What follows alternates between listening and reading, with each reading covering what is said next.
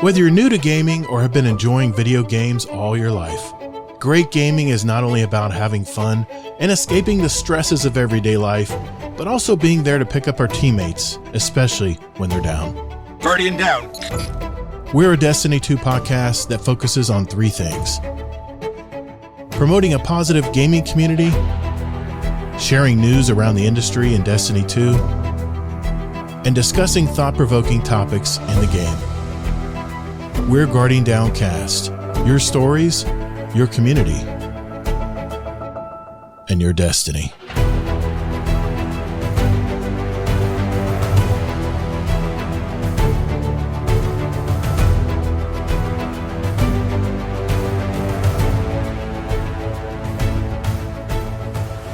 What's up, Guardian? Welcome to episode 334, Guardian Downcast. I'm your host, Todd the Gator, and I'm a day one Guardian who loves gaming and especially the Destiny franchise. We're the podcast that's all about your stories, your community, and your destiny. For those of you who may have just discovered our podcast, we're a weekly gaming show with an emphasis on the Destiny franchise, but we like to sprinkle in some entertainment and other topics of discussion relating to our hobby as well from time to time on our roundtable episodes, which are typically every month, not this month, but starting next month. It's holidays this month, so things are a little jumbled this month. Anyway, you can see us live on Todd the Gator. That's on YouTube and Twitch. That's TODDTHEGATR. And of course, our Discord community where we go live on our actual live stage channel every Thursday, 9 p.m. Eastern time. And of course, we have the replays on Twitch and YouTube if you want to see our beautiful faces and go from there. And of course, what would be a show without my co-host from the great state of Utah, Mr. Kingsley Mack. How you doing again tonight, Mike? Yeah, rock and rolling. Glad to be here tonight. I guess it is warmer a lot of places in the U.S. because even in Utah, in the middle of December, we hit the upper 60s today. So, what? You had 60s too? Pretty warm. Well, maybe mid 60s. I'll check again what the high was today. Yeah, but, man. It was pretty warm. It was beautiful. It was the most perfect day today. It was high 66. We're probably gonna be low in the upper 40s tonight. No breeze, just like a slight little jaunt of a breeze. I mean, working in it today was this is why I live in Florida, man, because of these times. All you in Michigan and all those areas that are New England, you can flick me off right now. That's fine. I do it every year and everybody gets pissed. Yeah, look, if you look, the whole West is pretty warm. Only Florida on the East is warm. So it's kind of like warm coming down diagonally. Yeah, the East is slammed right now. They're not happy right now, I guarantee you. People in Ohio and even Tennessee, maybe even North Carolina. I don't know what it's like over there, zombie, in North Carolina, but it's beautiful in Florida, man. It's 58 right now, which is pretty warm for 7 o'clock at night. No. It is. We're dipping quickly to the 40s. We're at 52 right now, so we're going to be in the high 40s in about probably another hour or so. It was dropping pretty quick. I was taking my dog for a walk, and I was like, "Woo!"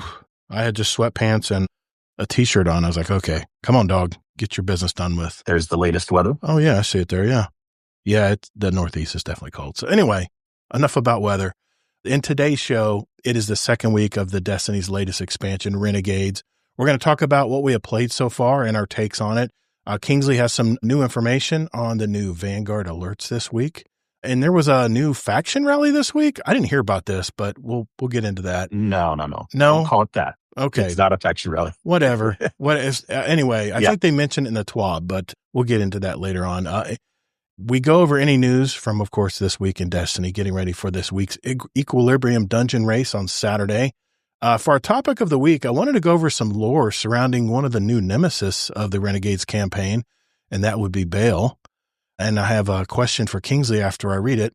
If there's any questions from our community, we'll be sure to answer those later in the show as well. So if you do have a question for us, you're watching now and you're like, oh, I forgot to put in a question this week. Podcast questions channel in our Discord. That's discord.gg/Guardian Downcast. Throw it in there, and in about an hour, maybe an hour and a half, we'll be looking into that channel if we have any questions for the show. And if we don't, we'll just keep moving on.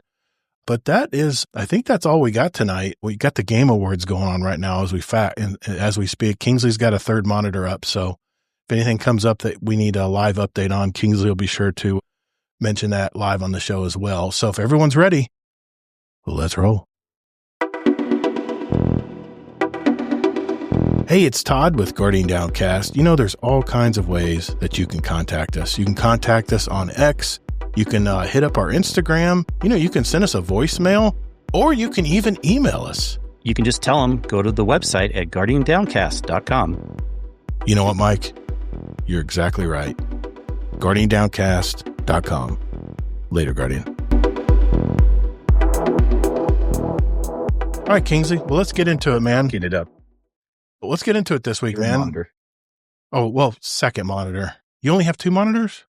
How many monitors do you have? I got 4. I can have 10 monitors if I want, but I only want 2 on my desk. Dude, I have 4 monitors, and 2 of them are just regular HD monitors, and 2 are 4K monitors. And every time I turn on a monitor or move something around or switch inputs on one of them, my video card's like, whoa. Everything's just kind of like, oh, okay, hold on. And it all comes together. Yeah, sometimes people with a million monitors make their life more complicated for them. I love it, man. But, I have I have an extra monitor up here if I want to move anything I want to read on the side, like the Game Awards. I should probably put them up there, but I'd be way too distracted. There's this little thing called switch tabs and hide windows. It's very easy to switch between I can't do that. The key commands. I can't do that. And that's way too difficult, man. I'd rather just buy a monitor and just put it up there. Anyway. Hey, let's before we get into the new latest from Renegades, what have you been doing this week, man? I got a couple things some key things I wanted to mention this week, but kind of milestone things. But we'll start with you, man. What have you been doing this week? What you up to? Well, let's see. Caring for my plants. I mentioned briefly I have a hydroponic plant system called Garden, Gardyn.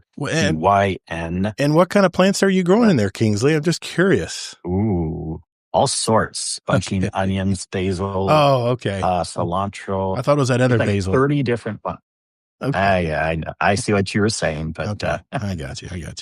I think for the other kind, it needs to be a little more climate controlled. Yeah. And watched over. Okay. All right. I wouldn't know anything about that. But you are allowed to in Utah with a medical license. Oh my God. A little bit.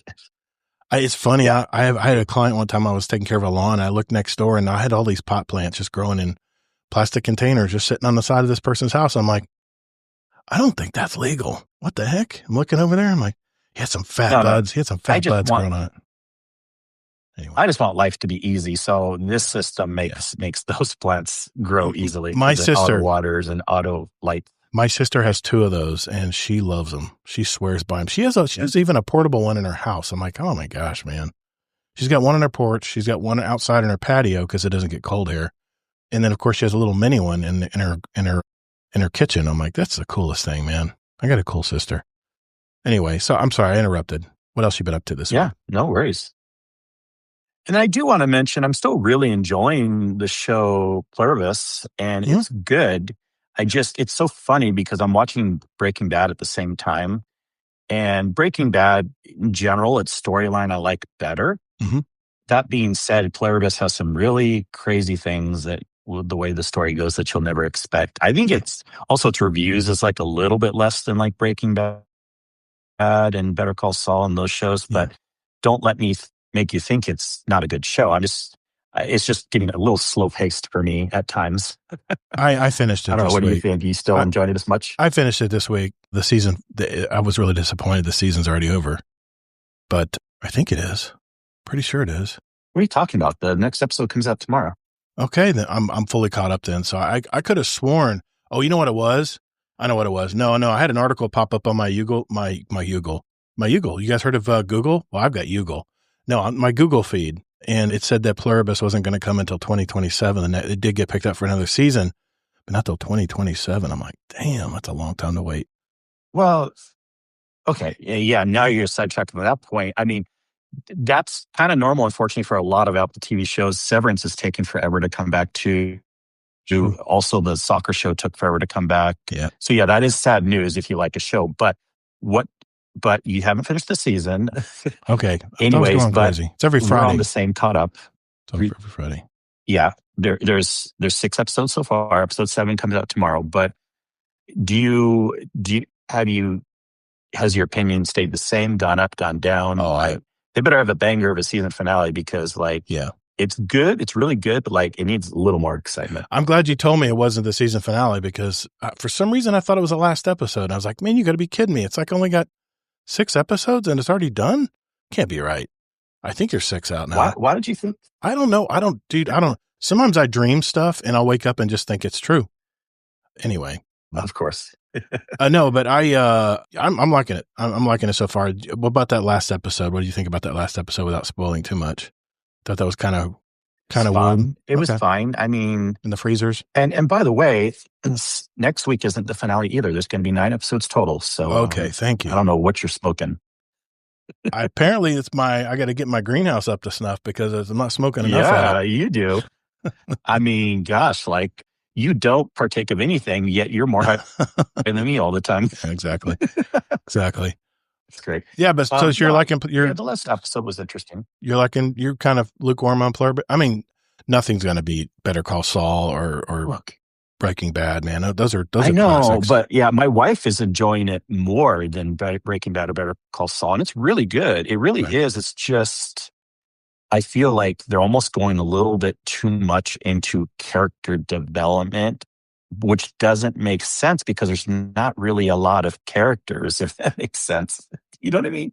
There isn't. It's very simple. It's just basically her. Yeah, there's the side people, but like... I want to smack those rich people. I want to smack those other people. Like Breaking Bad. Those other people just sticking their head in the sand. I'm like, are you kidding me, man? Seriously? I mean, anyway, I don't want to spoil it because it's brand new. It's a brand new show, but... So anything else? What else you been doing, man? What else you been watching or playing? Mm-hmm. We'll get into our Destiny, but but anything else really worth mentioning right now? Well, all the other stuff I'll talk about tonight will be Destiny stuff. Sounds good. I hit a pretty good milestone. I don't talk about my bowling league much, but it just started about 4 months ago, and I have been struggling, man. I hold about a 205, 215 average. And they have what they call drop 10. It's where you can't, if you're having a bad, you have to establish the first 9 weeks. 9 weeks, sorry. First 12 games, which is 3 weeks. And 4 weeks. I know how to do math. Anyway, we bowl 3 games a night, right? And then head to head against the other team you're playing and all that good stuff. It's a very highly competitive league, but I have just been sucking. I get into brackets every week. I put $20 in those, and usually 20, I can put $20 in and turn it into 100 if I'm having a good night. But long story short, I've been struggling. I think my average is around 195. They only can drop you 10 from your last year's average. So if you're having a bad year, too bad.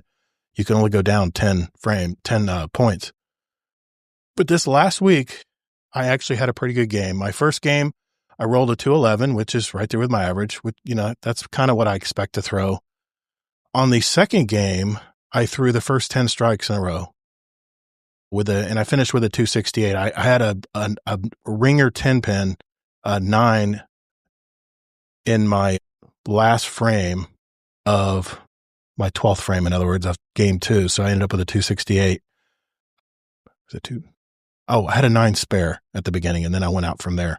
That's why the score is that way. Sorry, I'm getting down in the weeds here, but my third game, I threw 11 strikes in a row, and I've thrown my 12th strike of the game, which would be a perfect game. It'd be a 300 game, and I freaking choked, and I threw a 6.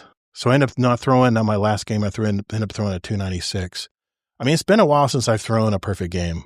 I've come close so many times, and I have a younger guy who's the son of a good friend of mine who bowls with us as well. He's like in his mid-20s, and he's come close as well. And I always tell him, hey, man, you just got to get your reps in. Just get your reps in. Before you know it, you'll throw enough of these types of games. You'll be in these situations enough times that you won't be as nervous this time around. But being that I've been struggling so bad, I finally threw a nice game. Ended up with a 775 scratch. My goal this year is to get an 800 scratch, which means I have to throw 3 266 games or higher to reach that milestone. So came close, but no 800 this last week. But I've got a new confidence now, so I'm hoping that'll carry me into the next few weeks here into the new year. But I wanted to share that and kind of flex a little bit because I've been really struggling at bowling lately. Anyway, I've not played a whole lot of Destiny this week. I got to come out and be honest. I have just been slammed at work. Last week I took a couple days off work to get the campaign done because I wanted to talk about it on the show. And man, I'm paying for it this week because everybody's due. And it's Christmas time. Everybody wants their yard looking good. Everybody wants their houses treated. They don't want to see any roaches or any bugs during the holidays and stuff. So I have just been working till dark every night, and it's been pretty brutal. But the little bit I did play, I tell you the one thing I'll do log in, which Bungie still nails, is those Vanguard orders. I love doing Vanguard orders because they auto renew when you complete them. It'll show you the next Vanguard order in your game. And you're like, okay, I need to get stasis kills. So let's switch over to a stasis rifle. Let's get that done now. And while you're playing like solo Portal or whatever else I'm playing, I can on the fly just knock it out, And the key is, I don't know if you guys knew this. This is under probably some of our tips we're going to talk about tonight. There's a little bar at the bottom. As you get more and more of the orders done, you get a better and better chance of a legendary order dropping, which means you get really high tier gear, usually tier 5, and you get really good rewards, usually enhancement cores or enhancement prisms or golf balls or whatever. And you can actually re-roll them too. If you don't, that's one thing I like. If you don't like the bounty, I'm going to call it a bounty. You can re-roll it and the amount goes up every time the more you re-roll it until you get one that you can easily get done while you're playing what you like to play. So I re-rolled it and I had a chance to get one of the seasonal fragile mods, which if you know from last season, the fragile mods can be game breaking. So that's what I've been working on this week. The little bit of time I've had to play is trying to get those legendary Vanguard orders and trying to get where I get another fragile mod. I only have one fragile mod so far, but they say it's a chance. And of course I did 2 of them last week and didn't get any fragile mods. So that's what I've been working on as far as that. Now I must say, and people are not going to like what I'm going to have to say next. I tried Lawless Frontier this week because I didn't have a chance to play it last week because I was doing the campaign. I forgot the campaign done. I was pretty much ready to just take a break. I played the Lawless Frontier solo on Grandmaster, which is the only level I can play because 512 light or something. Couldn't always pick that easier mode if you want. Yeah, I'm pretty sure it was Grandmaster because it only goes as far as Grandmaster, right? It doesn't go to Ultimate like the Portal. I don't think it does. I play Ultimate mode. I don't know, but yeah, that's the one that'll auto select for you, but you can pick an easier one if you want. I could have gotten 517 gear and it gave me an A+ score. Yeah, just GM. Yeah, okay. So I jumped in there. I had my Arc Buddy build, my Arc Buddies. I haven't even tried the manacles yet, the manacle build. I'm going to put that together next week and maybe I'll talk about it then, but I've heard the manacle builds are really good too, but I'm still using the Arc Buddies, and I'm just mowing through stuff, man. Even at high level, I'm mowing through stuff pretty good, and I'm using my Bastion as well, where I'm getting when I heal, I'm getting the mortar launches of the solar as well. I got through the 3rd wave. I was just about to the next part where I was ready to, extract from the map. And I had like so many revives left and I just got squashed. So I was like, man, I don't think they're scaling when you do a private match on Lawless Frontier. I don't think they scale it to a single player because it was a lot of enemies, man. It just became to a point. No, yeah. You shouldn't be doing it single player. Well, I know. You should be doing it with the team. That brings me to my next point. I said, you know what? Before I talked on the show tonight, last night after I did show notes, I said, you know what? I'm going to go ahead and jump into a match made. I hate match made stuff. So I'm going to jump into a match made Lawless Frontier and just see what all this is about. So I jumped in last night. We did Tharsis, where we had to we had to move the crates in the Vex area. It was Tharsis Reformation was controlled. Yeah, they do get harder with each wave as well. That's right, Tajo. And that last wave was just so brutal. So many coming at me. I just couldn't keep them away. It was not that I couldn't kill them. It's just the sheer number of enemies. They just bowled me over after a while. And then you end up just getting booted. And, you get up like a partial completion or whatever it's called. So I played last night. I got matched up with 2 players. We launched in right off the bat. The 3rd player's AFK.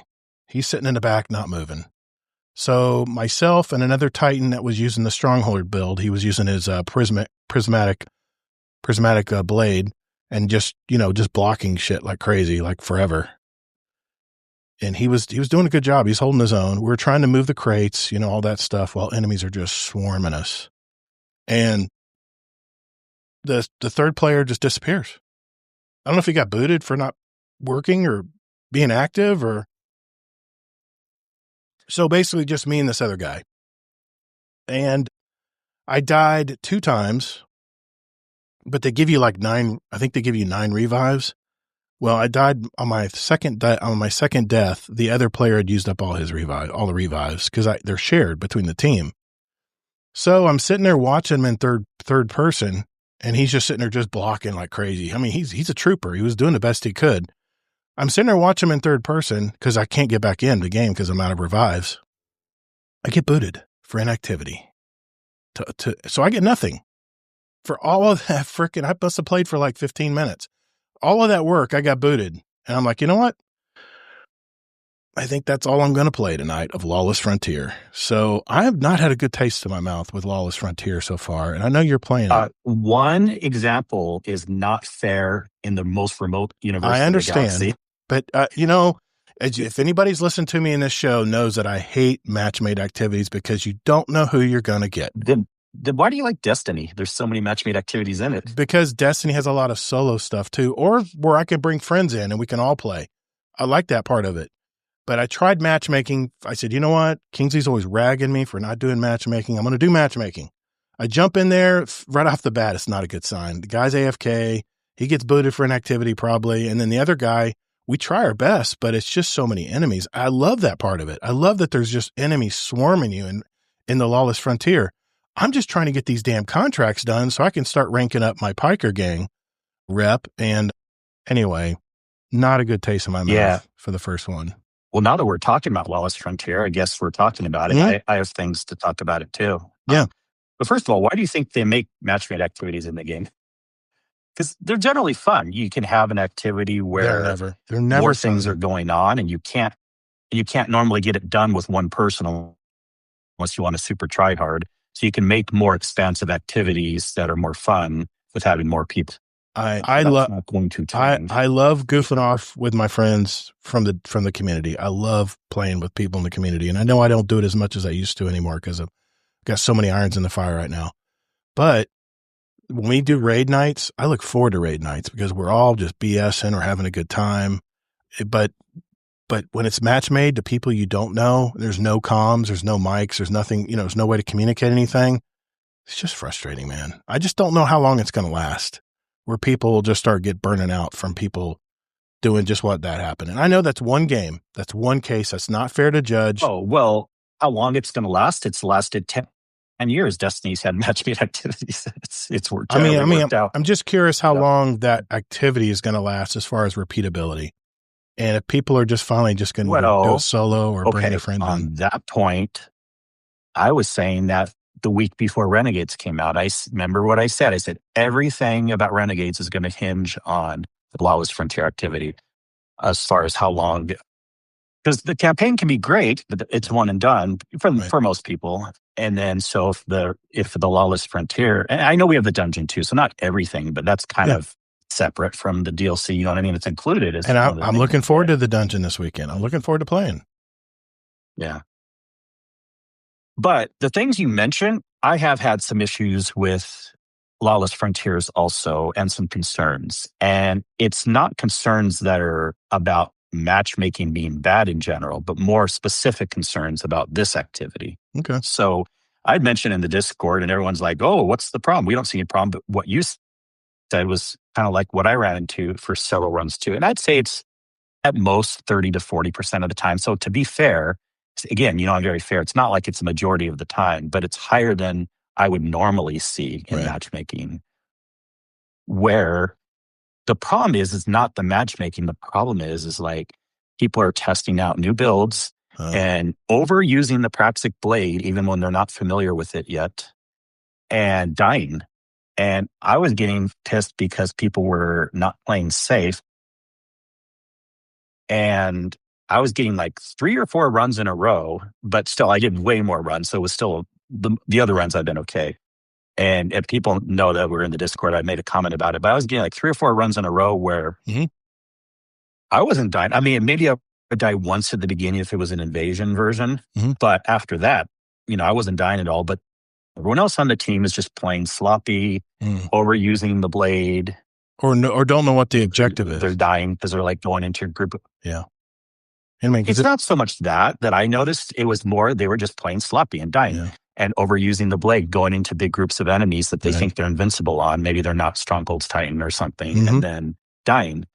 And then we get to the end of it, and there's no tokens left. I'm like, come on, guys. And then they die again. That's the problem. And I'm not dying this whole time. I know. And at some point, when I'm left as the only Guardian, and I don't want to try hard for like an hour and I couldn't anyways. Like I just got murked. I wasn't able to do stuff too. Now you do get rewards even if you don't exfil.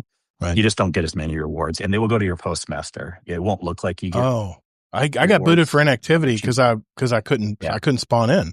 It was actually stuck on a message saying looking for area to spawn. I'm like, I had that happen once too, but I still got the rewards. I'm pretty sure. I'll check my postmaster, but I don't think I got anything. I think I went straight to orbit. Like, get the hell out of here. You're out. So I'm like, what the hell, man? If that's the way it's going to be, then it does not want to get me excited about trying it again, especially when time is. And then the other issue, there's two other issues, and things are a little bit better right now because we're only in second week, but still, if you look at the numbers, Destiny population is still really, really bad. Yeah, so that's true. One downside about matchmaking in general is if population is down, then you're not going to have as much of a chance of other good players you're playing with. But tonight, and I know this has got to be just another coincidence, but right before the podcast, I hopped in 2 Lawless Frontiers, and both of them in the first encounter, there was just another error where the objective said, like, one of them was get the solar things and you had to deposit them in that circle with the arrow that's pointing up. Well, enemies just stopped spawning. And then the 3 of us are like looking at each other like there was nothing we could do. We tried to go in another zone. We tried dying. I hate getting so it was just a bug or whatever. And then I loaded into another one. And then same thing. It was a different mechanic, but enemies just stopped spawning. I'm like, what is going on? Yeah. So I think I chalked that up more to bugs than anything else. But, when we're used to Destiny having bugs, we're used to like the population being lower.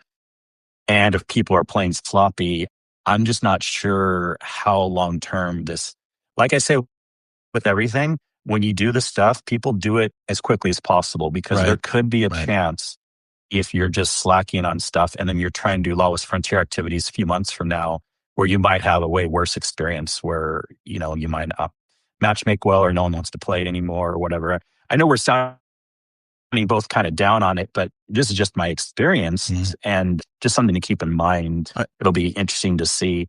We may have a totally different opinion next week. We're like, oh yeah, it's better. True. I mean, if you actually fairly go into 10 different matchmate activities, I want to see your average experience. Yeah. You know, I think you don't even like to do that. You know what I think I'm going to do? I think I'm going to have a midweek stream before the show and maybe just see if there's 2 other people who just want to run for a few hours. Just run back-to-back ones with me. Okay, but that still doesn't give you a matchmake experience. That gives you a team experience. I don't want a matchmake experience.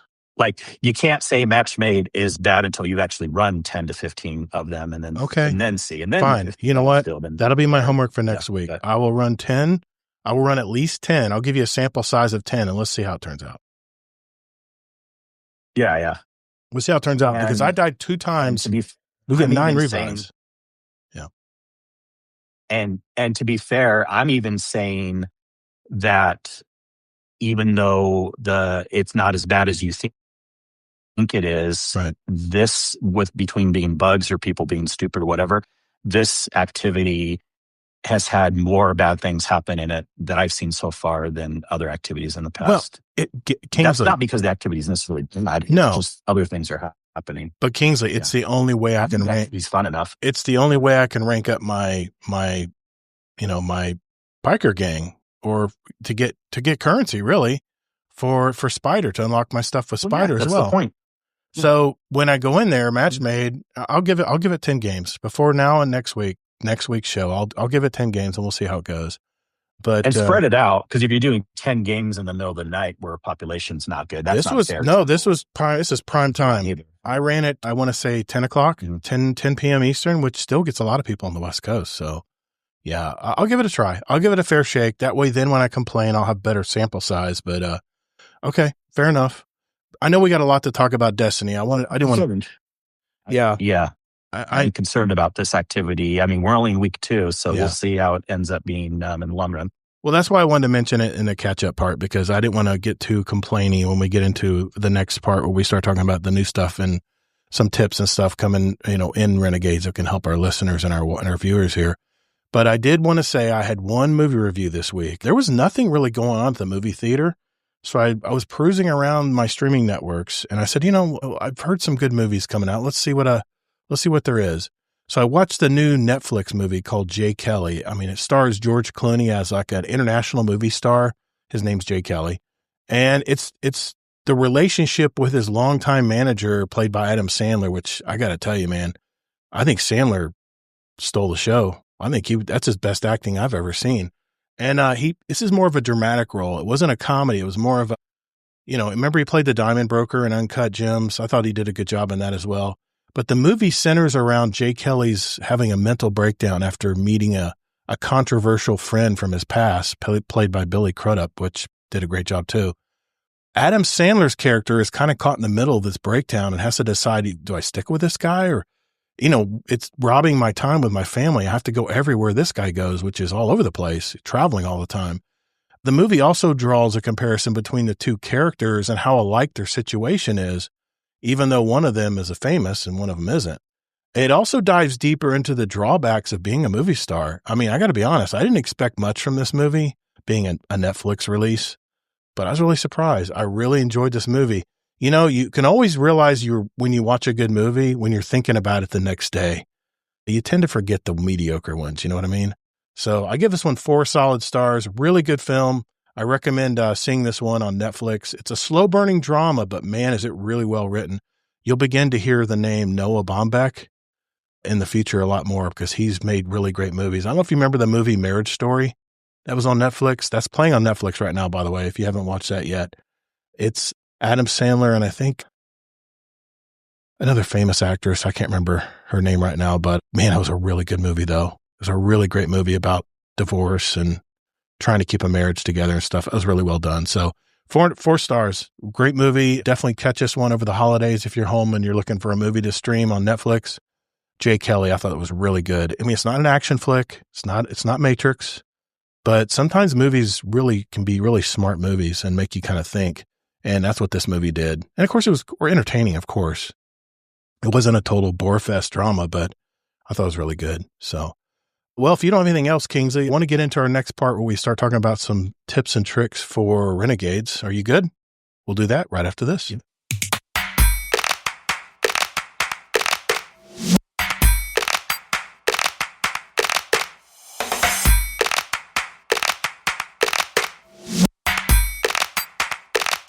Hey, Elmer Fudd Games here, and you're listening to Guardian Downcast. If you're listening to any other show right now, I will break into your house and destroy your kneecaps. I will twist off the headboard of your bed so when you go to stretch in the morning, you fall between the crevice. Guess what? Dog hair and old socks. Disgusting. No one wants that, but we want you to listen to this podcast. How's that? Was that good? I like it.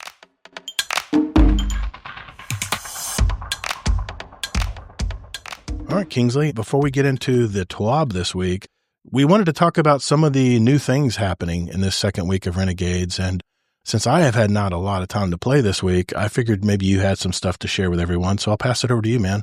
What's going on in Renegades for week 2, man? Sure. Well, one thing's not technically Renegades. It's I'll talk about the Renegades thing first. And this isn't necessarily a week 2 thing. A lot of people got it in week 1, but I'm just mentioning it. Did get my yellow exotic order so I could get the yellow blade for the Praxic blade. It looks good, I bet. And a lot of people already know this, but it's, the exotic orders are just a chance you can get, and especially you have a higher chance after the legend ones. Yeah. And, but if you get the yellow sword one, because there's a couple different exotic ones you can get, but if you get the yellow sword one, then that's for people like happy because that gets you the yellow colored blade. Now, what you have to do is you have to kill a bunch of stuff using the blade. And you have to do it in a legend or higher pinnacle activity, pinnacle up. So here's what you do. Guess what you do? I never thought I'd be doing this in the year 2025. What? You go into the Whisper mission and you go to the Thrallway. Oh, that's right. Quickest way. The old farming method. Mm-hmm. I love it. Drop it down that crack. Mm-hmm. Yeah. A lot of people already know this, and it's been talked about in the Discord, but I figured I'd bring it up for the people just listening on the podcast. Yeah. And, you just kind of load into Legend. It's easy. And also, it tells you, because you may be thinking too, like, well, what about ammo? Well, what they do is they give you unlimited. You don't even have to pick up the bricks. It just reloads itself with the green ammo while you're in a pinnacle op. And then you have that. That's the new accelerator it's going on right now, right? With special weapons and ammo.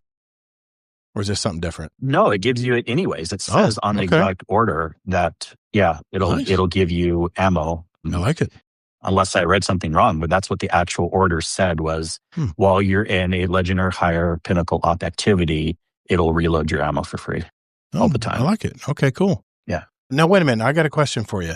If you're getting exotic Vanguard orders, that means you're doing bounties, man.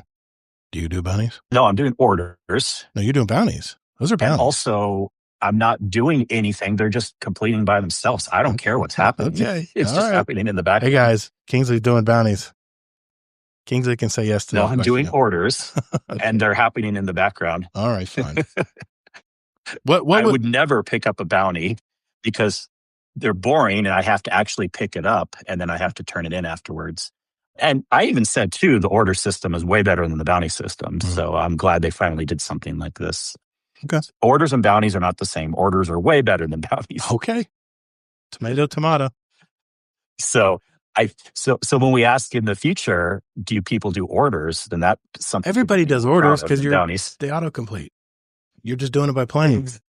Exactly. So it's not even a fair question. You do it even if you don't want to. Technically, you're still doing bounties. But it is true, though. I don't even know how many I've done. I might have just done good RNG also where I got an exotic one because it is looking RNG. At my thing right now. It's not all legendary. It's RNG. They mentioned it's RNG. And I know, but you're supposed to have a better chance if you do more of the legend ones leading up to exotic. I guess it's RNG. I guess you don't have to be doing a lot of them. My bar's only halfway on legendary. And if I'm looking right now, I have one common and I have 4 legend ones that are sitting on my screen right now. Anyways, we're getting in the weeds. Sorry. Damn. You got 4 legends? Damn. I had 2 at one time. I complete a lot of them. Sorry, go ahead. I don't know. Maybe I just play better than you. I'm just kidding. That's I love it.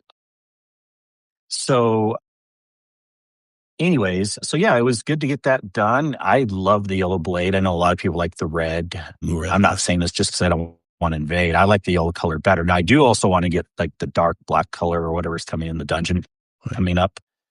We heard on that, it's not a spoiler, but it just has an RNG chance of dropping from completing the dungeon, which also good news is the dungeon's going to be farmable. You can run it more than, you can just keep running it over and over on the same character, which is good. I don't know if the exotics can be farmable, but the drop for the dark blade color in the dungeon is going to be farmable. They at least confirmed that. That's awesome. That's good news. Hey, wait a minute. Is there kind of cool to get the legend order? Sorry, I didn't interrupt. Is there going to be an exotic for the dungeon? Of course. Yeah. Okay. They talk about it a little bit in the twin. Okay, good. Yep. Sorry, go ahead. I think it's like a pulse or something. We'll have to, we can look at it when we get there. Pulse rifle? Okay. I think so. I could be wrong. Anyways, but the legend, again, this order system good because you kind of can just do stuff and not worry about it. And then I did get the exotic orders drop tons of other stuff, tons and tons of rewards. So I was lucky getting the sword one pretty easily. Yeah, you did. And it's a crossbow. Yeah. Wait a minute. Pulse. While we're on the topic of prismatic blade, you could actually buy it next to Anur. There's like a room to the right of her where they actually had the exotic helmet you could buy for Mighty Warlock. And you could also buy, what was it, a mod for the Praxic blade? Was that right? You could buy a core. Okay. Yeah. That's what I thought. Yeah. So, okay, we'll get on that topic now because there is stuff to say there. Okay.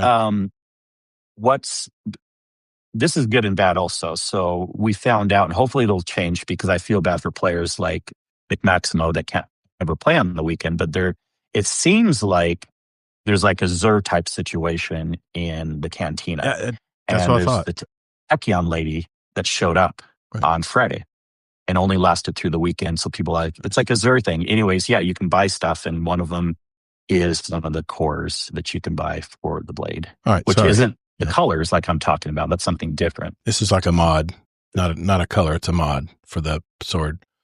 Yeah, gotcha. Yeah, but they're called like the power cores. Gotcha. Yeah. Okay. Yeah. Okay. What else we got? So, but back to the exotic order, I thought it was kind of cool how they did that, and hopefully everyone can get that pretty quick because I'm sure people will want to be getting the yellow color blade and whatnot. So just be sure to look in the order system, even if you don't go in there too often. Now, they do make it kind of easy to look because it's part of just when you click into the seasonal hub, which you're going to be doing often if you want to look at the weekly objectives or the Vanguard alerts, which I'll be talking about afterwards, stuff like that. Quick question on that on that exotic order. How many do you think you had to kill with the blade? Maybe 500? That's usually what it is. Oh yeah, good question. I think it seemed like it was between 200 to 400 to 300. Okay. So you got it pretty quick. Yeah, I mean it took like 20 to 30 minutes. I don't know if it took that long. That's not that many kills. Yeah, that's nice. About 250 then. Okay. It wasn't 100, I know that, and it wasn't 200 either. Yeah, but Tazo says it took him a good 15 minutes. Okay. All right. Okay. Yeah. Sorry. Definitely reading everything in the chat. No, I'm not reading everything. Really long I'm scanning through it. I'm just if there's comments that are pertinent, I'll add to it. Yeah. Go ahead. What else we got? Yeah. This week. And yeah, so cool about the sword thing, but I want to say it was between 200 or 300, something like that. So yeah, that's on that. And then what else was I going to talk about? Should we talk about the other thing I noticed that actually this isn't technically Renegades. This is part of the seasonal stuff that they would have added no matter what the DLC was. But for week 2, they added something called Vanguard alerts. Now, this is really, really weird, interesting, good, slightly awkward, bad, but like, I'll tell you all the things about it. First of all, where they shoehorned it into the portal is weird. We're starting to kind of saw this happening, and at first, like, oh, the portal's so good because it's simplistic looking, this and that. But the portal's starting to get a little cluttered, a little complicated, and we'll have these step by fire type thing over time where they keep adding more and more to it. That it'll be back to where we were anyways, with the whole world director with a million different tabs and things. Anyways, to get to the Vanguard alerts, you have to go into the portal, ignore all the stuff down below, click into Seasonal Hub, then tab over to Vanguard alerts. Okay. And yeah, like if you want to go to Kepler, it's like 3 sub-menus down. So like... That's crazy. Yeah. Anyways. But Vanguard alerts are so interesting because you have some of the hardest stuff in here to do and some of the easiest. And what's more is this easy stuff to do is like the most rewarding stuff in the game right now, by far. First of all, you get the ARC rocket pulse rifle that everyone likes right now. Yes, I got 2 of them. The Saya Eterna. And you get a really good, basically, god roll of it. I mean, I don't know. I mean, even for me, it was like dropping tier 5 and I was like 430 when I was running it. Maybe I just got lucky there anyways. But, and you get tons of other, you get enhancement prisms, you get golf balls, you get like 3 drops from the normal thing. And then also it has something called a challenge where if you run 3 of the activities, you get even more drop. And you can do that up to 3 times. So if you run it 9 times, you get just tons and tons and tons of loot. And these things are quick. I did the 6 of there's 2 different ones. You can do the quick play of the arenas or the quick play of the fire team ones. To me, the arena is going to be way more interesting. And I hear they're quicker too, because they're the quicker 6-player things. And they're on the easy mode, which I don't know how I feel about that, but I guess they had to do that for quick play. But if you're doing catch crash on easy mode with 6 people, you just slam through it real quick. I'm under the assumption this is strikes, which yeah, I'm under the assumption this is all match made. What? Yeah. Yeah. Okay. Just make sure. Yeah, of course. Okay. Yeah. Right. And the arena ones went super quick. So like people were noticing like, wow, these things are quick and easy and they're dropping more rewards than anything else. I feel like it's kind of like kicking the rest of the portal to the side. Unless you have a specific weapon or gear drop that you're looking for, like in solo ops or pinnacle ops or something like that, I kind of feel like these Vanguard alerts area is way more fruitful for getting rewards and stuff. Yeah, I think Tassie was saying control. That has a set of rewards too. Yeah, I think Tassie was saying control, it was like arena alerts. Yeah, way better than anything I've seen so far anywhere else in the portal. Tons and tons and tons of rewards. Like, I'm surprised you didn't. I'm surprised you didn't run the strikes. Strikes would seem to be easier than the arena ops, but I guess the arena ops are faster, huh? No. Oh my God. I just explained it. I know. But like arena ops, when you have 6 people, they go quicker. So remember, strikes have a lot of like time gates in them and boss gates. There's only 3 people too. Only 3 people. Compare that to a 6-player activity where people are just slamming through it real quick. Yeah. Plus, I've done the strikes a million times. I'm bored of them. Catch Crash hasn't been around for a while, so it's kind of like newer to me still. I did do the other 2. They're not as fun. I mean, I remember how boring the Astral Alignment was. Oh my gosh. So like the ad amount on Catch Crash is fun. The amount of ads on Astral Alignment is freaking boring. You're like waiting for them to spawn. And then Derelict Leviathan one, that one's okay. I'd put it right in the middle. But as far as getting through them quick, if you just need to get through them quick, I definitely think the arena ones are the way to go. So definitely check this out, people. There's reasons to do it. Multiple reasons. It's one of the weekly things, basically. One of the weekly and to play that under Seasonal Hub weekly objective if you complete activity challenge, or you can do the Grandmaster if you want to do that. But obviously, doing the regular Vanguard things are going to be super easy, and then you get one of those weekly things done.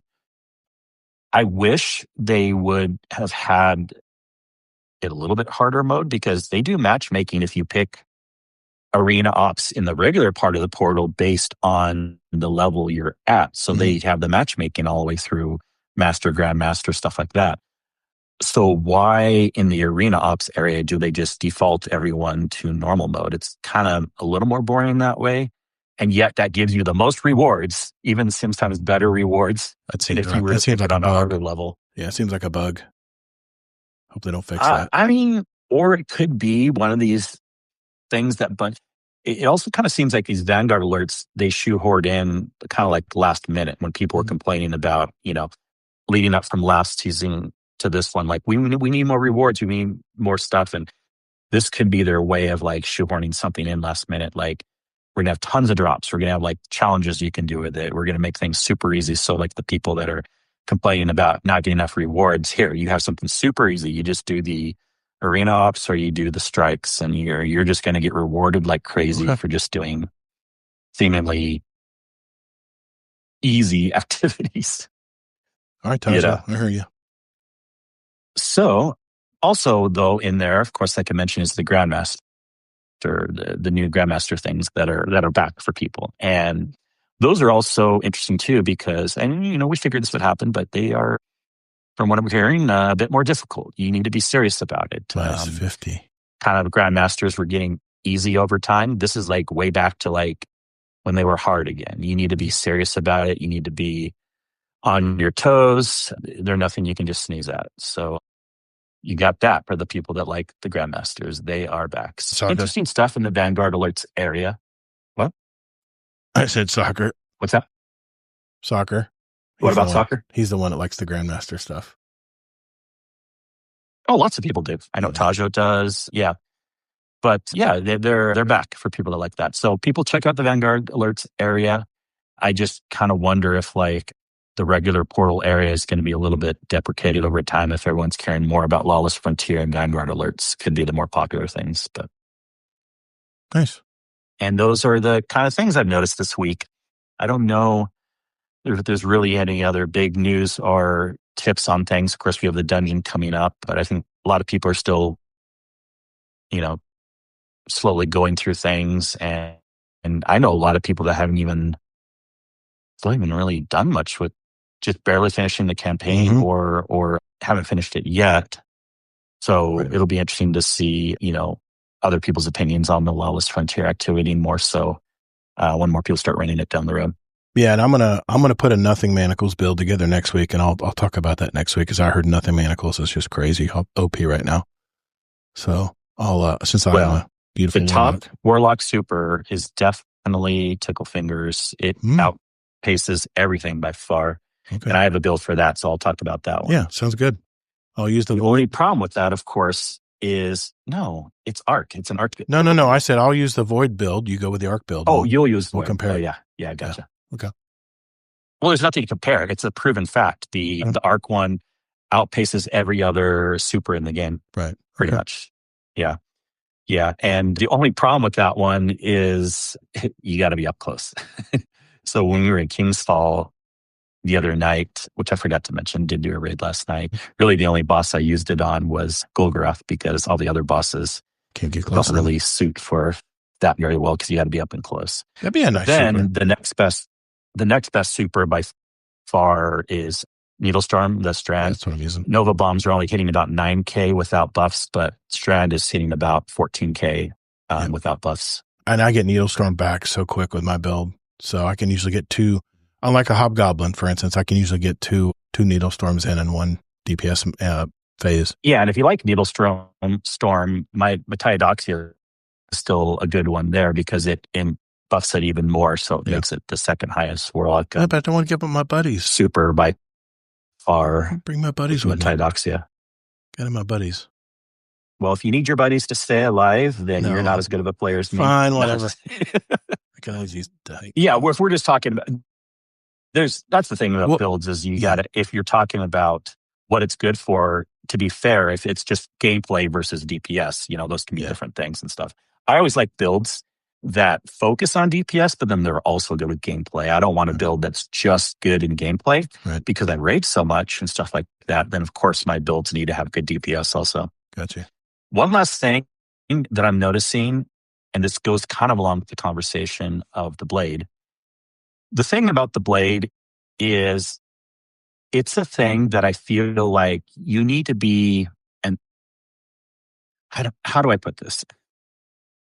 You need to be an average or an upper average player or better to really take advantage of it. Kind of like how people already were with like swords and stuff like that. That's what I'm kind of seeing, like people just, and maybe as people get more experience with it, they'll do better. Not just the Lawless Frontier thing, but I was so excited about it. And then, of course, in a raid the other night too, everyone wanted to bring it in and quickly learned that it's not necessarily the thing you want to run everywhere. Yeah. People were noticing that they just weren't taking down stuff as quick, and then they swapped to their normal loadouts.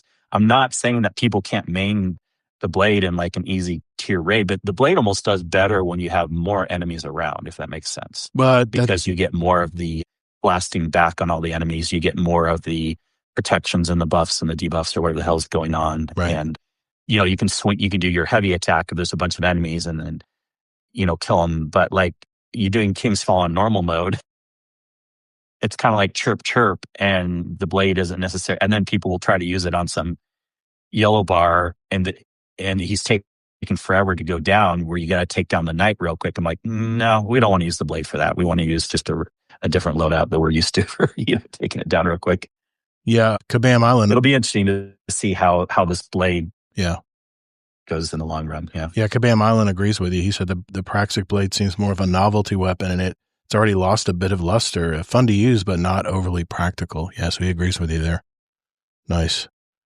Okay. Anything? Well, I'm halfway agreeing with that. I think it can be very practical depending on the content you're in and how you use it. Again, what I was saying is what type of a player you are and how much enemy density there is. So I'm kind of middle of the ground. So I know some people love it and some people think it lost its luster. I'm more middle ground on it.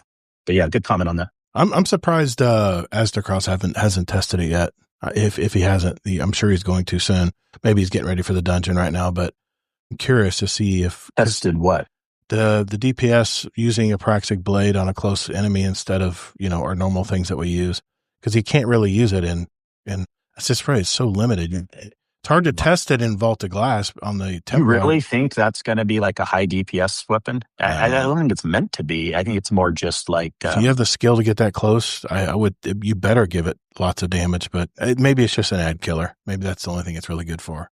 I enjoyed using it because I could block all the attacks, and even if I don't have strongholds as a warlock, I can block for there's a cooldown on it, but I can block straight without letting off for probably, I tried it last night when I was doing I can't remember what I was doing, but I was blocking shots, and I think it lasted for, I want to say 15 seconds, maybe 20 seconds, and then it stopped. It would just auto stop.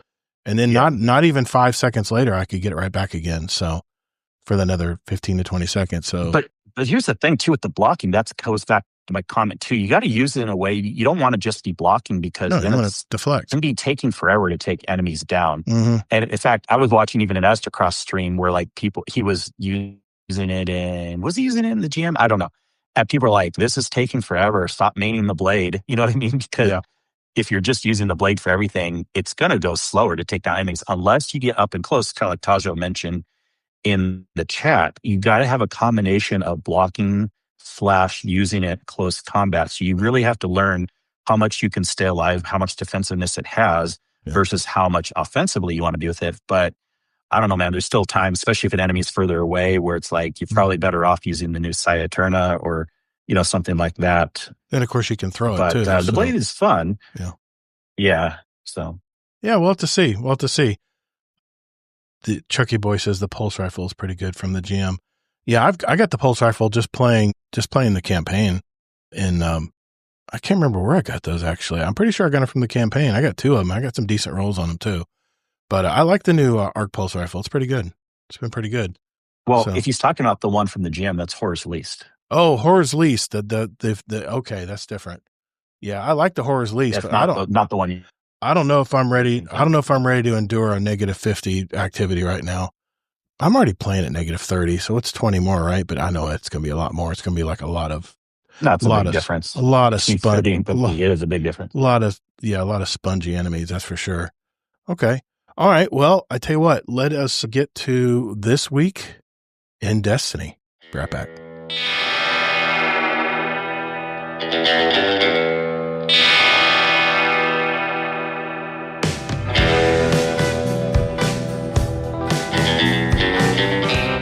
Hey, McMaximo here, one of the other Todds.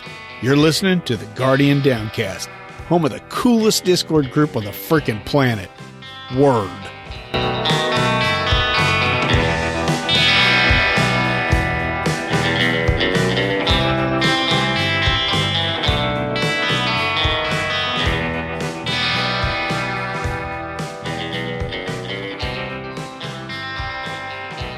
All right, this week in Destiny for December 11th, 2025. This week in Destiny, we're getting ready for our next dungeon race. Read on for all the info about Equilibrium's contest mode before it launches Saturday morning. We also have content creators fighting for their favorite syndicates and Renegades' Lawless Frontier. Hopefully next week's The Dawning event brings them together after their, quote, friendly exchanges of banter and bullets. A lot of repetitive content here. We've talked all about the Equilibrium dungeon. We've seen the trophies. The reward is, of course, I was just asking you, the exotic for the dungeon is the Dredgen's Descent. No, I'm sorry. It's wait a minute, is that the heirloom? Wait a minute. The heirloom exotic weapon? In addition to the dungeon's new loot, completing Equilibrium during contest mode offers special rewards. Defeat all encounters of the dungeon before the mode ends to claim the heirloom exotic weapon and Dredgen's Descent emblem. So it looks like Chewie's weapon. They don't give a name for it though. Does anybody know in chat what's the name of it? The heirloom. The heirloom exotic? Okay, maybe that's it. That can mean 2 things. Yeah. It could be the name or it could be heirloom has a different meaning too. And it does have the catalyst. There's a catalyst emblem here too, so I guess you can get the catalyst as well from playing repetitive matches of it. Let's see. Contest mode will last for 48 hours following the start of the dungeon race. As with the previous races, To give our servers some room to breathe, there will be no bounty or weapon leveling progress for combatant kills below boss tier within the Equilibrium dungeon while contest mode is enabled. Normal difficulty will go live once a world's first completion has been confirmed by the team. We were talking about this, Kingsley. We were talking about, are we going to split up our raid team into 2 teams of 3 and give it a shot for day one?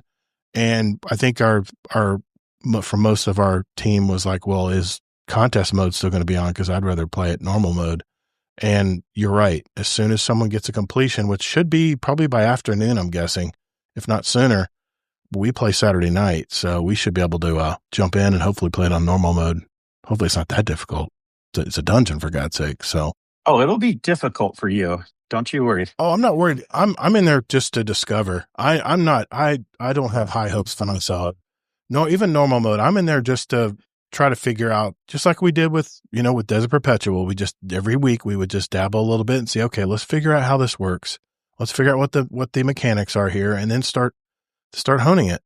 And we'll probably do the same thing with the dungeon, but we'll figure it out. Everything they've talked about already as far as the rules and all that stuff, we really don't need to discuss here, because by the time this goes live on Monday, it'll already have been passed. So yeah, we'll just keep moving here. The Dawning event preview. It's almost that time of year again. Guardians. Abuelita Eva Levante is heating up the cookie oven, which means that the Dawning is close. The iteration of the Dawning starts on Tuesday, December 16th, and will run until January 6th. I love the Dawning. It's one of my favorite activities. Let's go over the event works. Get a quick drink. A snowball fight is here. Have you ever thought to yourself, gee, I wish I could throw snowballs at all the other Guardians? Ask yourself no more. This year we have a new Crucible Ops activity, Dawning Snowball Fight, where you can live out your fantasy of the most overpowered snowball fight of all time. So it's a one-hit kill, I'm hoping. No weapons, no abilities, just soft powder after a snowball super to one-shot your cool-headed rivals. Okay, so it's a one-shot, just only with your super. Okay. As in past years, snow will also be falling at several locations, allowing you to make and throw snowballs that slow, freeze, and shatter foes. The snowstorm modifier will be active in portal activities, generating snowballs upon defeating combatants. That was always a fun mechanic. Cooking cookies for your favorite Destiny denizens. Eva Levante will make her return with a cooking quest. Learn how to gather questionably edible ingredients, Vex milk, acquire essence of Dawning. Oh yeah, I remember those. And use her cookie oven to bake tantalizing treats. Oh, there it focuses when I look up. There we go. That's why I have these lenses. For the stalwart heroes you know and love the tower and beyond. Sorry, I'm butchering this. Exchange baked goods across the solar system for special Dawning themed rewards. And these rewards are pretty cool. They have 2 new cookies, Dark Matter Drizzlers for Dean of the Aeonians. That's in Caldera and Kepler in Solo Ops. And another one called Peanut Butter Paw Prints for Archie on the tower. That's pretty cool. A lot of rewards to earn. As for rewards, the Dawning is entering the event home for the first time, much like we did with the Festival of the Lost and Solstice. There is a shader, ship emblem, ghost shell, and more awaiting you on the event rank track, as well as weapons, of course.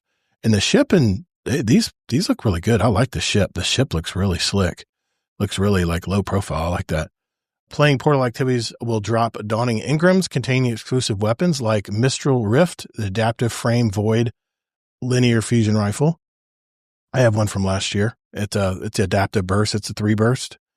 Permafrost wave frame stasis grenade launcher. That should be fun to use. And then finally the Fimbulwinter Stitch precision frame arc sidearm. You had me at sidearm. You'll get 1 guaranteed holoful of each with random perks from the event rank track, and you can add one. You can find more by earning Dawning engrams from portal activities or trading in Dawning Spirit with Eva in the tower for the Dawning engram. Okay, one thing I want to mention here, a new chapter for the new player guide. I thought this when I read this at first, I was like, oh, they're redoing the new player experience. No. For some time now. Guide. Yeah, exactly. For some time now, we wanted to refresh our new player guide to be more comprehensive, always available resource for players who have just recently started playing Destiny 2. The first chapter of Refresh Guide, Getting Started with Destiny 2, is now available as part of the Bungie Help. And we'll be adding many more chapters covering gameplay basics and beyond over the next weeks. So why are they even mentioning it here? New players wouldn't even know about the TWID, really. I guess we're supposed to tell the new players, hey, get excited. The website's going to be updated. Tell your friends. Tell your friends. Tell your friends who haven't played Destiny. I mean, this is nice and all, but this does not matter. No one cares. We were talking about, I mean, funny enough, I'm the type of a geeky player that would occasionally look at guides for other games on a website. But I would. Even I used to say, like, that's nothing. You need in-game stuff is way more valuable than a website that you go to. And it's just a website. Yeah. So, oh well. I'm not saying they shouldn't do it. And there's lots of good information there. But it's kind of like you play the game and then it's like when you're done, it's like do your homework and read the new player guides, on a website. So, well, I could read it at work, I guess. Whether if they're thinking about playing Destiny, I guess it's there at least, right? You can't knock them for that, I guess. Anyway, I didn't read much data there. Additionally, our goal is to update it with every major release, so it's always up to date. Let us know what you think. Share it with your new share it with your friends, and help us make it the best possible guide for them. Equilibrium Dungeon Bungeon rewards. The Equilibrium Dungeon launches on Saturday the 13th, and with it, new Bungie rewards to unlock. Complete the Equilibrium by 9:59 on April 30th. Wow, they're giving you a big window here to unlock the Equilibrium Dungeon hoodie and pin. Hoodie looks pretty good, actually. Man, I don't like those pockets. Man, it's okay. Sometimes you like pockets on your hoodie, then yeah. It's nice, though. I like the shade of green it is. Anyway, you'll get the Praxic title pin as well. All purchases, including Bungie rewards made on Bungie Store during Renegades, come with a secret weapon emblem with every purchase. And their emblems in the store are fantastic. I mean, buy a t-shirt and you get the emblem. You don't have to do much. I actually bought some stuff from their clearance and got the Halloween emblem, the one with all the skulls kind of animated. Anyway, it was really good. Hunt down the system's most wanted. If you want to know more about the big bad characters in Renegades and the Lawless Frontier, look no further. We partnered with 5 artists to create a suite of wanted posters featuring the most notorious characters in Renegades. Dredge and Bale, Premier Lume, that's the big guy, Enforcer Rao, Boss Relix, and Zephyrus, Autonomous Mind. Those are the enemies, and they look really good, man. I wonder if they're just posters, right? Yeah, there's a blog post you can clip if you want to learn more about it. The history and motivations of the outlaws and stuff, kind of backstory. I really like this. This would be good if I had the room, but I really don't have any room. $7 million reward. Wow, that's really good. Okay, here's what we were talking about. Join creators in Oath of Renegades. So maybe we'll get down and find out what this is all about. If you're having fun in the Lawless Frontier, join us for an all-out game creator-led activation where you can pledge your allegiance to or betray chosen content creators who serve as syndicate leaders. Choose between the espionage-focused Totality Division, the anarchist Pikers, or the gambling Tharsis Reformation. In Oath of Renegades, a selection of content creators from around the world have become, quote, lieutenants for one of the 3 syndicates. If you'd like to support them or be part of their team, please sign up for the Oath of Renegades website. There's a link here. Link your Bungie.net account and pledge your allegiance to your chosen creator so you can help them and send their syndicate earn points. The lieutenants will have prizes to give out if their syndicate comes out on top at the end of each event day. Prizes include Year of Prophecy collector's editions, exclusive unreleased Renegades themed displays, Renegade game codes, back to basic emblems, and more. So pledge wisely. Of course, you can also choose to go ahead. Oh. No. What I don't like about that too is only the winners get to have the rewards. So it's like, then of course that makes it so everyone wants to just join Team Scarrow, whoever's in top place. But it's daily. It's too bad they couldn't have rewards to give to everyone, It's probably like Guardian Games, probably a daily reward, You get points for every win, every day. And okay, but do you understand my point? Yeah, like I know. People, if you want a reward, you're going to look at, because you could go to the website and see who's top ranking. So why would, if someone wants the rewards, why would they join a smaller team like supporting Danfinity, which I did, by the way? Yeah. But like Danfinity is not going to win, compared to some of these bigger ones. And if you want the rewards, you got to go with one of the bigger teams. So yeah, I'll join Danfinity. I like that dude. Danfinity's a cool dude, man. I like that guy. We're both still here making Destiny content, right? I listen to his podcast too. He's got a really good podcast. Destiny Digest is the name of his podcast, and I listen to it when I get a chance. Good Destiny podcast, by the way, if you're looking for another podcast to listen to. The lieutenants will be streaming for 2 hours on these dates between these times, so stay tuned to their individual social platforms for their specific stream times and more information. You got December 11th, 9 to 9. Wow. Okay, 24 hours. December 15th, 9. Yeah, no one cares about all these things, right? December 18th, basically 24-hour streams for each of them? Or maybe that's the window that's open to do this, I guess. Okay. There's a list of... So there is a reward. There's an emblem that everyone can get at the end of the event, no matter what. Right. But other than that, the daily rewards are just for the winner.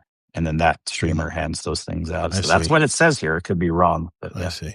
Yeah, there's a list of all of the streamers and what division they're part of. So you can look on that if you want to see who you want to join. And I'm looking for Danfinity. Which one is he? He looks like he's on Tharsis, maybe? Yeah, Tharsis Reformation. Yes, that's also why I teamed up with him. Yeah, because you're already a member anyway. Yeah. You're already on the Tharsis Reformation, unless you've changed already. Anyway. Player support report.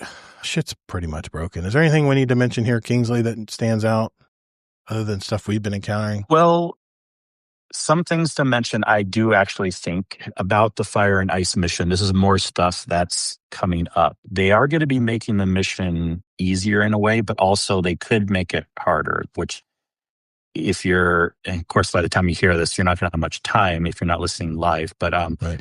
Right now, there's a cheese where you don't have to do the timer if you want to get the catalysts on legend mode. Now, I'm not saying they're going to for sure fix that by Tuesday, but they might. But also on Tuesday, they're making other things easier. They're making, it's mostly stuff in the boss encounter where the boss encounter is very annoying, especially doing the catalysts on legend because you have to keep swapping the nut like so many times. And the platform goes away pretty quickly. So what they're changing is the platforms are not going to go away. And you can do pretty much an instant or 1 second interact, where right now it's about like one of those 3 second interact things. So that'll be good. They'll be making that stuff a bit easier. But still, people, I always recommend if you want to get something done, the sooner the better. Because if they do fix the cheese of the timer, then that will be harder that way. I'm sorry. Yeah. So what happened to Destiny saying they weren't gonna worry about fixing game breaking stuff? This isn't game breaking. Leave the damn timer off. You don't need to have timers on stuff anyway. It's such a artificial. It's such an artificial difficulty.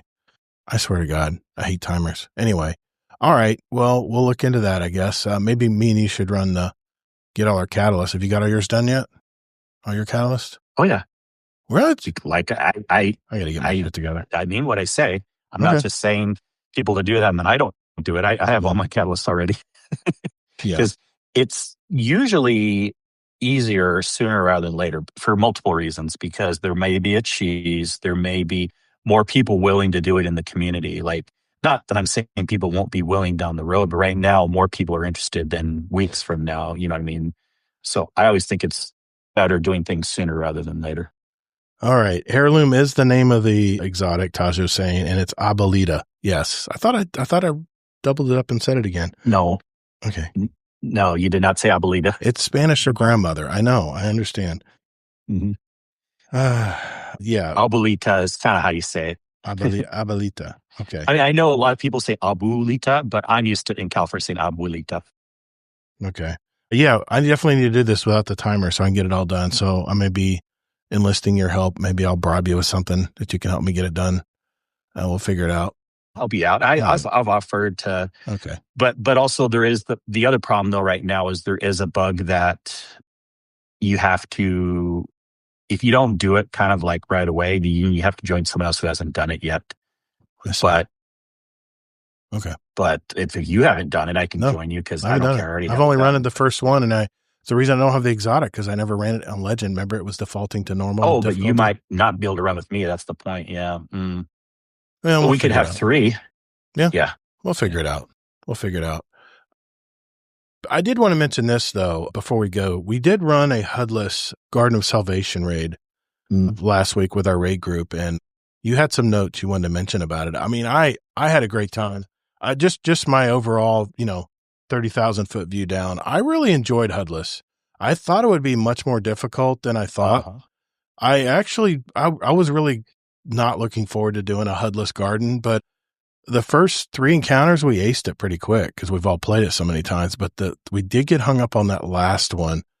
And I guess it was because we were trying to double up on the damage on the tethers at the end, and I guess we just couldn't get it done, but something was bugging. Yeah, don't even get me started on that. I know. But what? Yeah, but what'd you have to say about it? I'm glad you okay.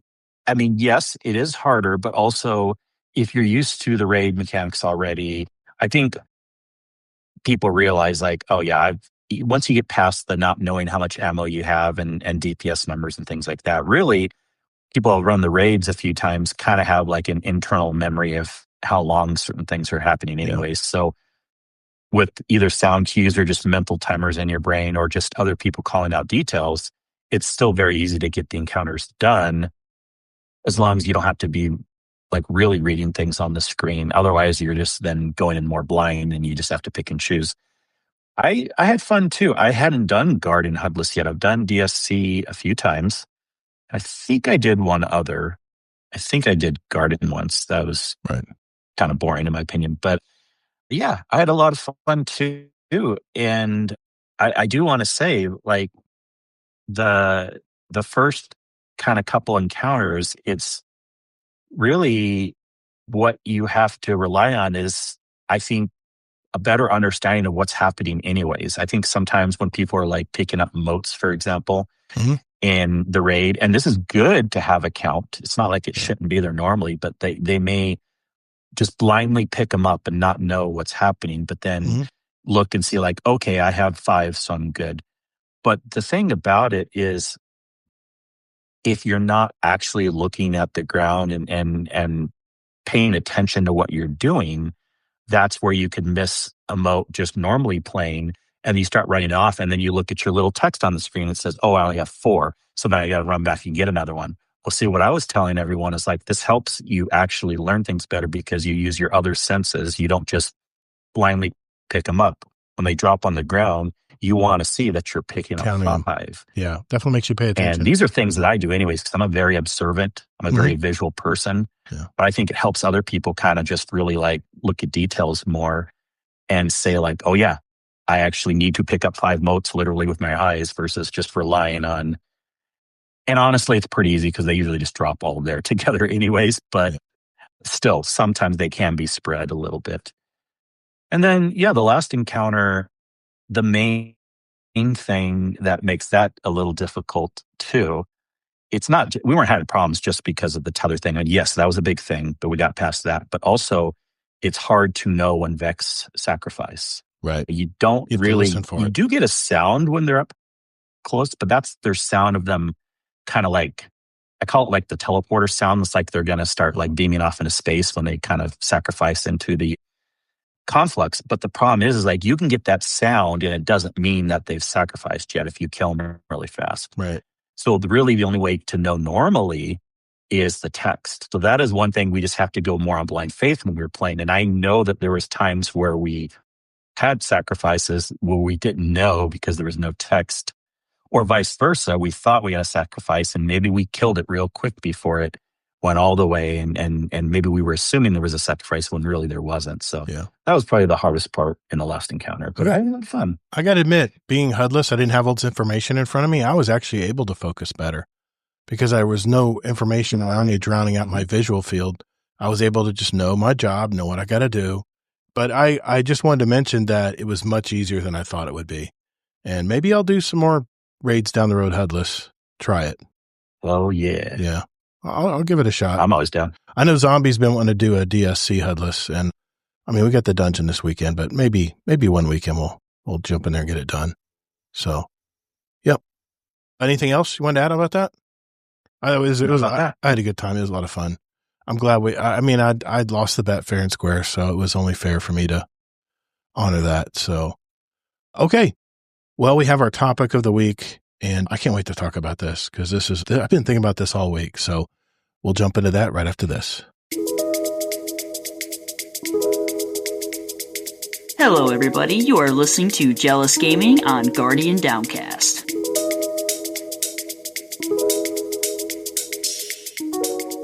Well, Kingsley, for my topic of the week, I've been kind of thinking about this. And when I finished the campaign, there weren't a lot of lore books, but there were some new lore books that dropped from completing the campaign and completing certain activities in the campaign.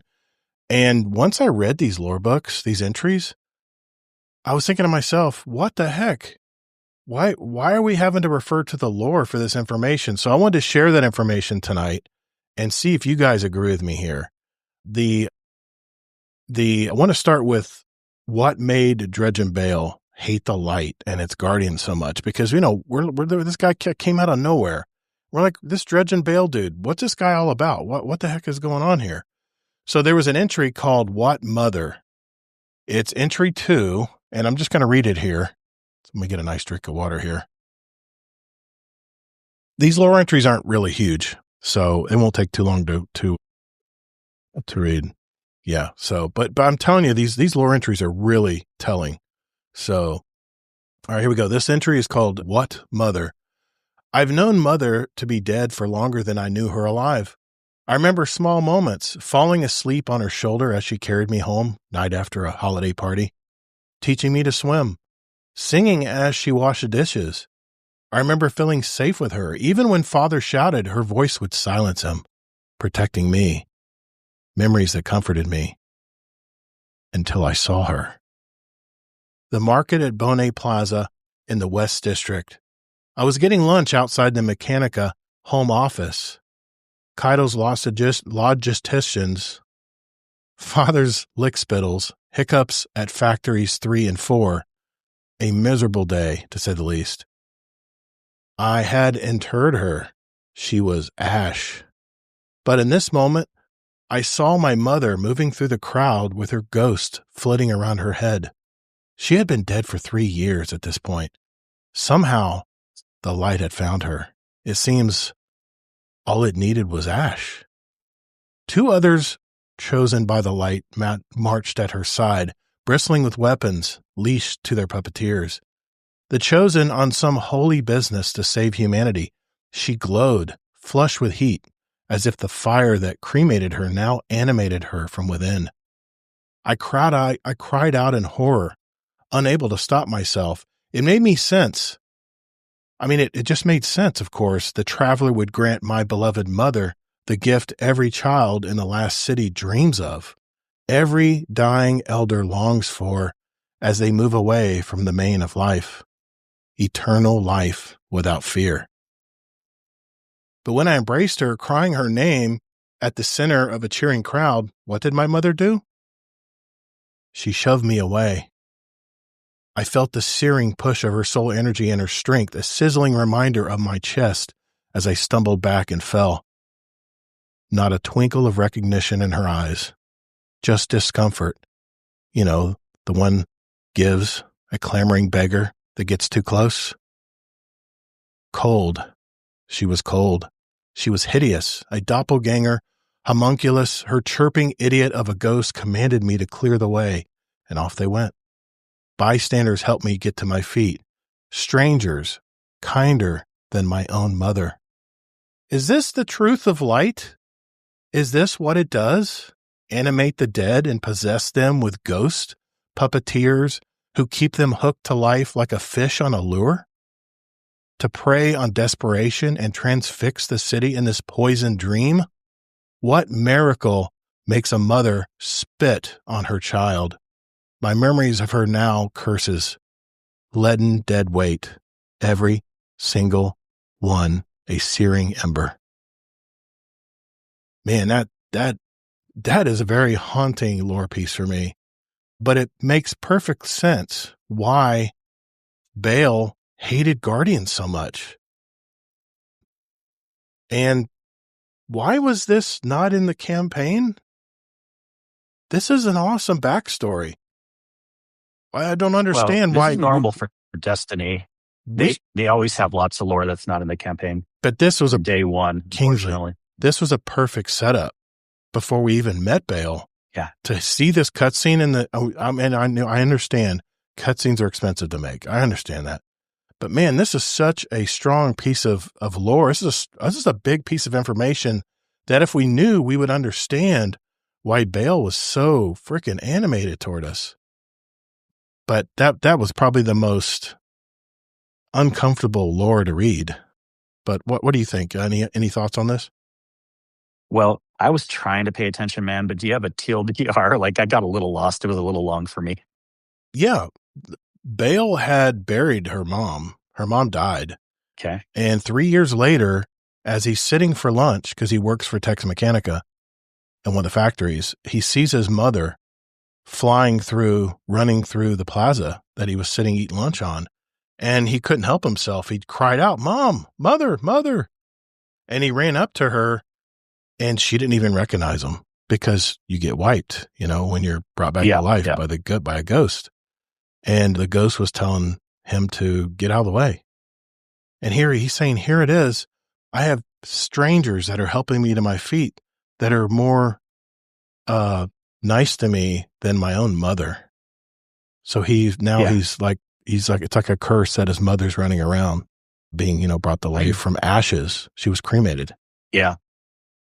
I do like that a lot. You know why? And it's because of more of a meta big picture answer. It goes along with everything. Like even in the Destiny verse, we've had hints all along that don't just assume that light's the good side and don't just assume that dark's the bad side. There can be reasons why dark, typically in games and movies and stuff, they make the dark side be like the bad side or whatever. But it depends on how you look at it a little bit.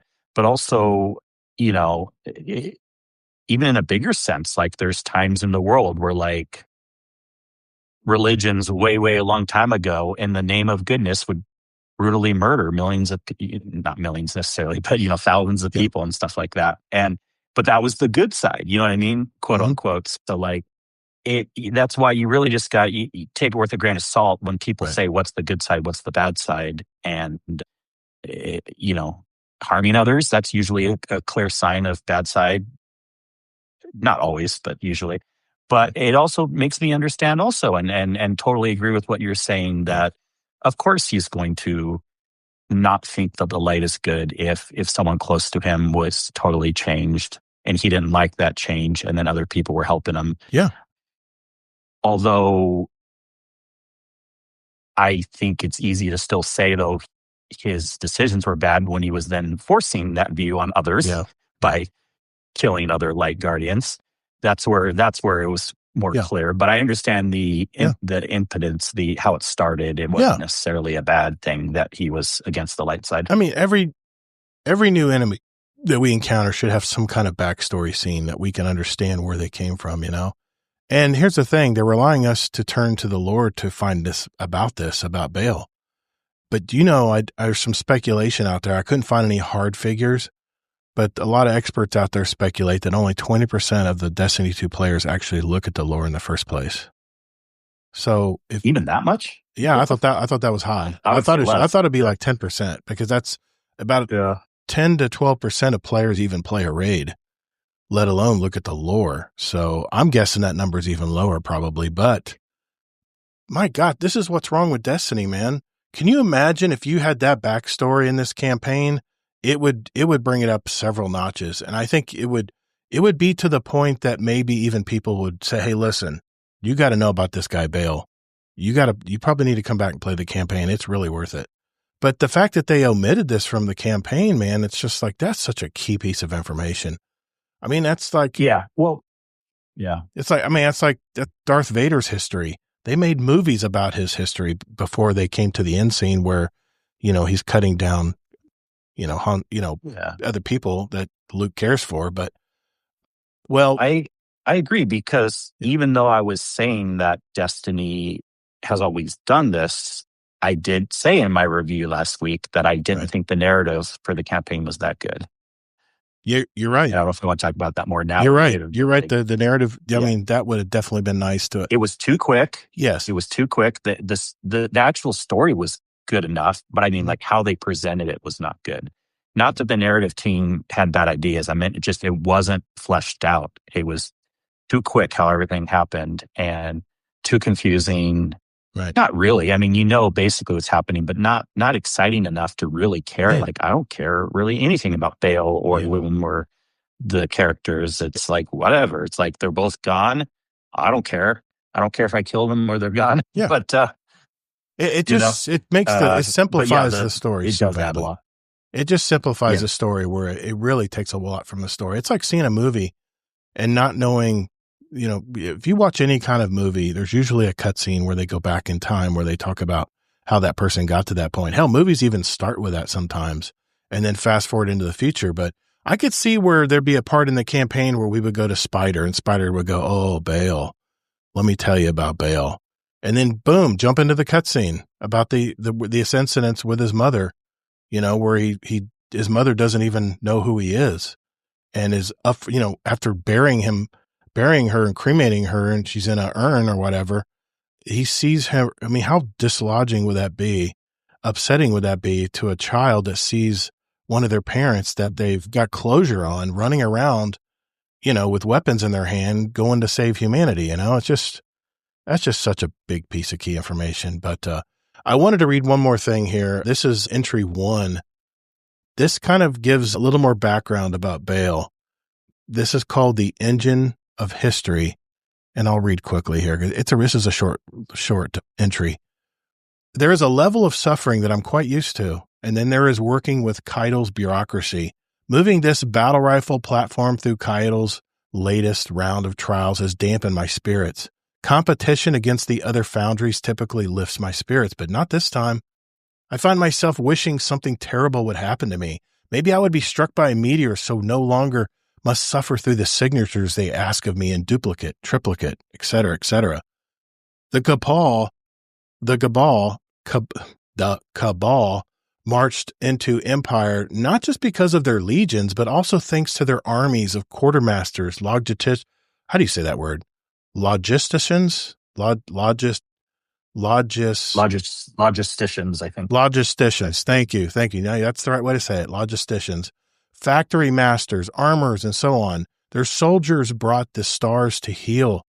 Yes, but only because of the greater force that kept them fed, fueled, and stocked with ordnance.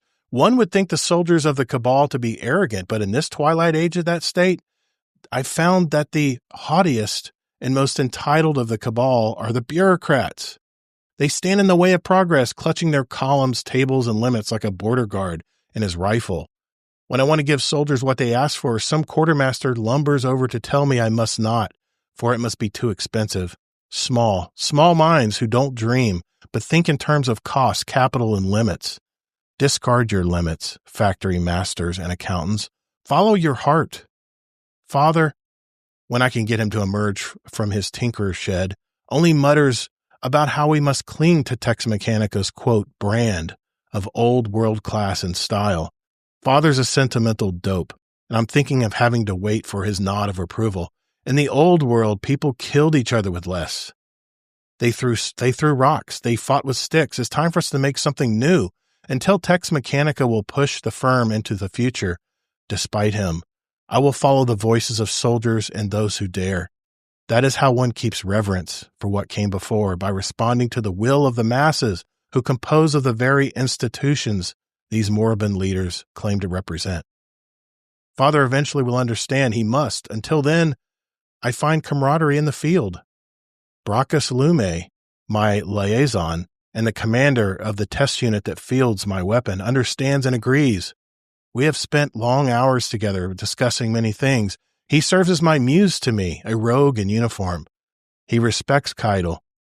As a soldier must submit to their commander, but through his words, I can pick out the shape of his true intentions. He paints inspiring images of Cabal before Callus when they, as Lumi so poetically put it, made an empire in tribute to the sun. Brave Brachus Lume, he has dreams like me, dreams of liberation, of rousing history and leading it forward. Torabottle, their empire. I am moved by his vision. How similar it is to my own. What weapon should we need to build to realize the aspiration of dreamers like Lume?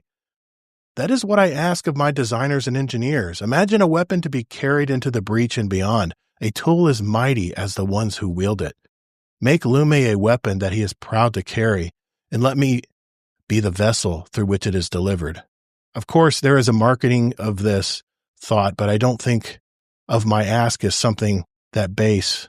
We make weapons, not sugary drinks. We give power a body, milling it from inert metal into implement that shakes the columns of reality itself. The barks of our beasts make kings and tyrants just as mortal as the lowest of us. I want, quote, Tex Mechanica stamped on the side of the Liberator's gun. I want us to be able to be the engine of history, so we begin with Lume. I will continue to tilt at these bureaucratic windmills, but I think now at least I'll do it with a steadfast squire as company. Together we'll score a victory over that class of manicured, desk-bound elites. They must think that they control the world with a stroke of a pen, a perfected spreadsheet, or the tweak of an allowance. But we'll show them that people with dreams should be the ones to make decisions. People united, individuals of supreme motivation who wrest the tiller of history away from those who would prefer to crouch on their piles of glimmer instead. It's time for dreamers to lead in the direction of their choosing. Now, what this talks about, I think this leads into the super weapon. I believe this is what leads into this weapon that he comes up with for Lume, which is the commander of the Cabal that I guess disappears. I guess it's still debatable whether we killed him or whether he disappeared in the campaign or not. But it appears that his father was kind of a company man and didn't want to deviate from the directives of the Tex Mechanica foundry, but he wanted more. He was a very ambitious young man, and he wanted to lead Tex Mechanica into the future. But he feels the fat cats just sit behind their desk or just holding back the company. So, yeah. Any thoughts on that? So, by the way, in the game, they pronounce it Loom. They don't pronounce it Lume. Oh, Lume. Loom. If you care. Loom, yes, yeah. Thank you. Yeah, and the reason why I didn't correct you earlier is I wanted to I was listening to a little voice sample while you were saying it, but at least that's how they pronounced it. Loom, but, okay, gotcha. What's also interesting is we met him a long time ago in gang. He was on the Blue Coalition side, like one of the side Cabal people. Right. Everything you mentioned here, I also love, of course, because again, it talks about like two different sides or two different ideologies, and how some people feel like it's kind of like a risk versus reward mentality. There's sometimes people that act too risky. They're like, oh, we can just do it. Like we can forcibly do something even if we don't have the resources and get it done. And sometimes they can, sometimes they can't. So then that's the side of like, if they do get it done, they're like, haha, we should have done it all along. If they can't get it done, then the people said, yeah, we didn't have the resources, said, haha, you shouldn't have done that all along. So I love that too. And again, it's playing two sides against each other on his ideas of how like he just feels like, in his opinion, he wants to do things a different way, just more off the cuff, more just kind of like going for it without having like procedures in place or whatever. I'm not saying one way is better or not, but it's very, very interesting of how they put that in there. You're right with the lore, and there's a Destiny video that Yves made that talks about it. We met him years ago and shows a picture of Loom when he was Brachus Loom before Premier Loom, and he was again one of the blue friendly Cabal on our side. Gotcha. Yeah, and I don't know, man. I don't think Tex Mechanica is the foundry you want to try to push into futuristic guns. He needs to go to maybe Suros or, there's other foundries that have more futuristic guns, but Tex Mechanica has always been old world weapons. You look at these weapons and they're like, man, they're like from the Wild West. These are like older versions of weapons, but with today's technology built into them. So I don't understand why he was pushing so hard for for the Tex Mechanica to be the one that, I guess it's just who he ends up working for. But I mean, if he would have pitched this to Suros or Haka, maybe he had a better luck. But that was his frustration, that was that young Bale that was very, very bombastic and very aggressive. He wanted change. And this kind of alludes to why he was never a Guardian, because this is just a common human person. Yeah, his family worked for Tex Mechanica, exactly, Notorious. Yeah, it's why he talks about his dad. His dad's just in this little piddling shed where he just widgets on stuff all day, He's like probably an advisor, but it sounds like Tex Mechanica is a pretty sleepy company where you have all your long, old, owners of the company that just sit around and, it's like Porsche. They make the same car every year, same model. I mean, they don't change anything. They know what works and they just make a new one of them. Yeah, they may add features into it, but it's an old world family, Ferrari. I mean, a lot of all these Italian car makers, they know what they make is good, and why should they try to make anything different? So Ferrari's probably bad, but Porsche, I mean, same damn car every year, man. The 911's the same car every year. So I'll never buy one. Anyway, so we're asking ourselves here, why is Bale manipulated by Six?